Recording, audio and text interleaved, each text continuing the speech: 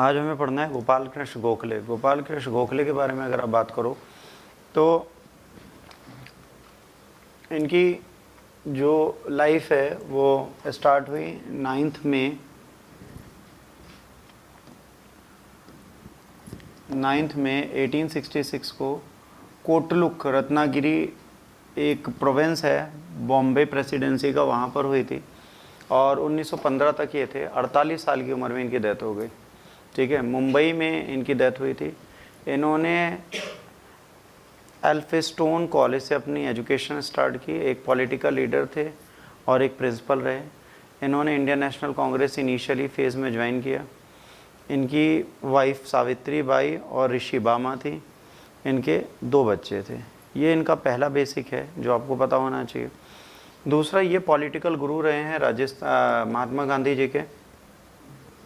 महात्मा गांधी जी के पॉलिटिकल गुरु होने के कारण महात्मा गांधी जी को सबसे ज़्यादा राय इन्होंने दी थी। ये इनके पॉलिटिकल गुरु हैं। और अगर स्पिरिचुअल गुरु की बात करेंगे तो वो रहे हैं रविन्द्रनाथ टैगोर। रविन्द्रनाथ टैगोर स्पिरिचुअल गुरु रहे हैं, इनके पॉलिटिकल गुरु रहे हैं। और इनके बारे में बाकी बात करेंगे तो गोपाल कृष्ण गोखले एक फ्रीडम फाइटर थे, सोशल वर्कर थे, थिंकर थे एंड सोशल रिफॉर्मर थे। ये जैसे गुरु हैं महात्मा गांधी के, वैसे ही इनके जो गुरु थे उनका नाम था महादेव गोविंद रानडे। महादेव गोविंद रानडे के शिष्य थे ये। वित्तीय मामलों में इनको बहुत ज़्यादा आइडियोलॉजी थी। वित्तीय मामले का मतलब फाइनेंशियल इश्यूज जो थे उनको बहुत अच्छे से समझते थे। उन पर पूरा अधिकार था, बहस करने की क्षमता थी, है ना। इसीलिए उन्हें भारत का ग्लैडस्टोन कहा जाता है। ग्लैडस्टोन जो है एक यूके के व्यक्ति हैं जिनके बारे में बहुत सारी चीज़ें बताई जाती हैं, तो ये बहुत इंपॉर्टेंट थे इकोनॉमी के लिए। उनके बारे में वो भारतीय राष्ट्रीय कांग्रेस में सबसे प्रसिद्ध नरमपंथी थे, मॉडरेट थे।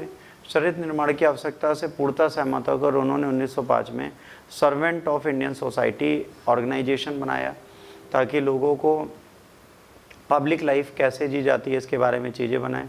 उनका मानना था वैज्ञानिक और तकनीकी शिक्षा मतलब scientific and technological education Bharat के लिए बहुत ज़रूरी है, जो आज इंडिया मानता भी है।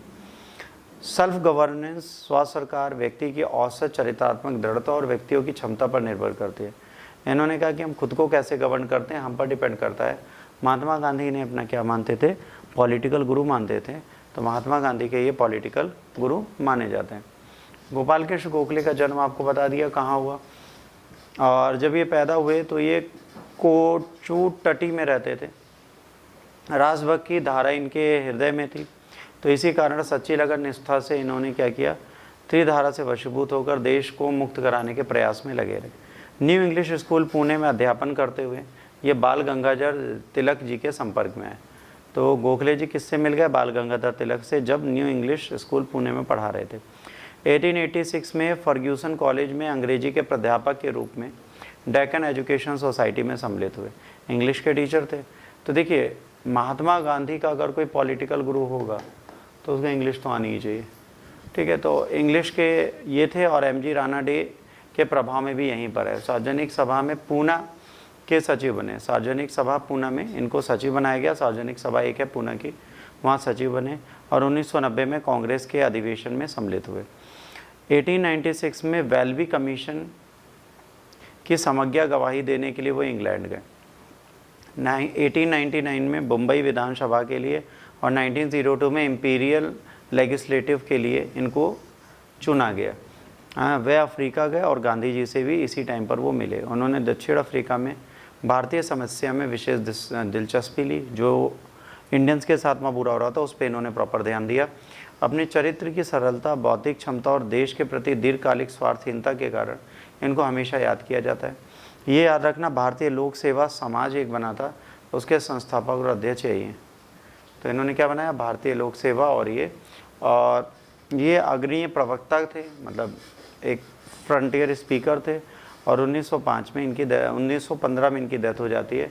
गांधी जी लौटते हैं और इसके बाद इनकी मृत्यु हो जाती है। गांधी जी इन्हीं के एडवाइस में पूरे भारत का भ्रमण करते हैं। अफ्रीका से लौटने पर महात्मा गांधी भी सक्रिय राजनीति में आ गए। गोपाल कृष्ण गोखले के निर्देशन में इन्होंने सर्वेंट्स ऑफ इंडियन सोसाइटी की स्थापना की, जिसमें सम्मिलित होकर लोक की सेवा करने लगे। इस सोसाइटी की सदस्यता के लिए गोखले जी ने एक सदस्य की कड़ी परीक्षा लेकर सदस्यता प्रदान करते थे। घटना है मुंबई म्यूनसिपालिटी के एक इंजीनियर थे अमृतलाल वीवी ठक्कर, वो भी चाहते थे सोसाइटी में सम्मिलित हो जाएं, तो स्वयं गोखले जी से ना मिलकर देव जी से प्रार्थना पर सोसाइटी में सम्मिलित होने के लिए लिखवाया। अमृतलाल जी चाहते थे गोखले जी की सोसाइटी में सम्मिलित करने की स्वीकृति दे दें, तो इन्होंने म्यूनसिपालिटी से इस्तीफ़ा दे दिया जाए, पर गोखले जी ने 2 घोड़े पर सवार होने की स्वीकृति नहीं दी और कहा अगर आप इसकी सदस्यता चाहिए तो आपको म्यूनसिपालिटी से इस्तीफ़ा देना पड़ेगा। गोखले की स्पष्ट और दृढ़ भावना के आगे इंजीनियर अमृतलाल ने त्यागपत्र देने के उपरांत ही सोसाइटी ज्वाइन की और यही इंजीनियर महोदय गोपाल जी के दृढ़ निर्धारण के कारण राष्ट्रीय भावनाओं से ओतप्रोत भारतीय सेवा क्षेत्र में विशुद्ध ठक्कर बाबा के नाम से जाने जाते हैं। तो ये जो ठक्कर बाबा हैं इनको इन्होंने तभी अपने यहाँ ज्वाइन किया था जब इन्होंने म्यूनसिपालिटी की जॉब छोड़ दी थी। जब तक ये म्यूनसिपालिटी की जॉब नहीं छोड़ रहे थे इनको उन्होंने अपने ऑर्गेनाइजेशन में बिल्कुल सम्मिलित नहीं होने दिया। अगर आप ध्यान से देखेंगे गोपाल कृष्ण गोखले के बगल में बैठने वाले जो व्यक्ति हैं ये महात्मा गांधी। तो गोपाल कृष्ण गोखले और महात्मा गांधी का रिश्ता बहुत सघन था।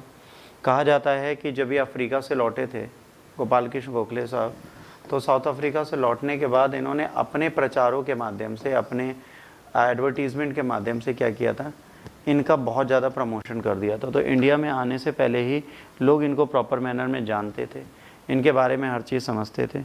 इससे क्या बेनिफिट मिल रहा था, इन लोगों के बारे में सबको पता चल गया था। तो जब तक महात्मा गांधी यहाँ पे आते उससे पहले इनके बारे में सबको सारी इन्फॉर्मेशन इन्होंने दे दी थी।